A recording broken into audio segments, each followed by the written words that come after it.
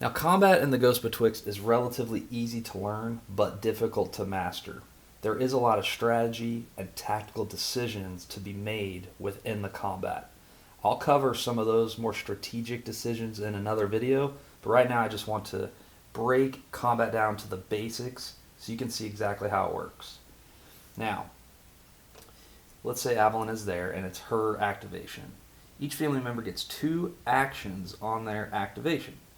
So she is using a rusty grill and spatula as her weapon. That is a melee weapon, so for her to attack a monster with it, she has to be adjacent to the monster. So with 1 action, she's going to move to the monster, towards the monster, or adjacent to the monster she wants to attack. So she is now adjacent to the Moon Ritualist. For her second action, she is going to attack. So you come over to her player dashboard, and you first look at, you want to build your dice pool for the attack. First thing you look at is her base hit die. It's a light blue. That is never going to change. She's always going to roll the light blue to attack. What could change is the weapon she has equipped. So right now, the rusty grill and spatula also gives her light blue, which is great. The light blue is a strong hit die. Down here on her bonus hit die tracker, it's in the 2nd position currently, so she's going to spin those, and she gets 2 light green from that. And then next, she's going to look at her strength value because she is using a melee weapon.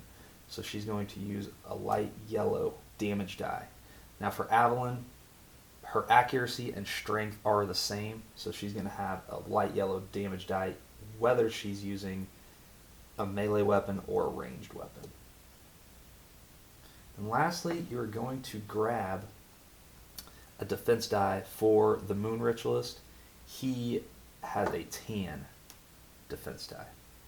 So you're going to collect all those dice as your dice pool, shake them and roll them, and hope for the best.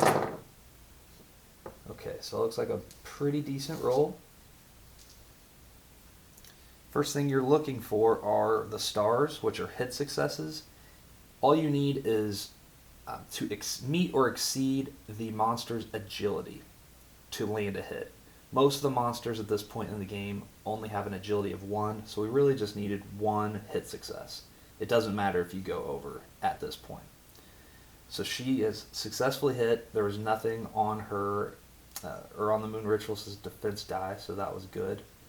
If he rolled that, that's an evade, so that would have removed one of the hit successes, but we still would have been good. A shield would have removed one of the damage, so nothing there. So we did hit, we did score 1 damage, and we also have 2 weapon effects. So you're going to look at the card that she has equipped and spin those weapon effects. So we can choose any of those. So Bleed 1 is a good one because that's going to do another damage after the Moon Ritualist activates. Or we could do Disarmed, which would remove his monster weapon. Moon Ritualists don't have monster weapons, other monsters do. So in this case, Bleed 1 would be the right option. So this Moon Ritualist would have just suffered 1 damage and bleed. So that is a very simple example of how combat works in the Ghost Betwixt.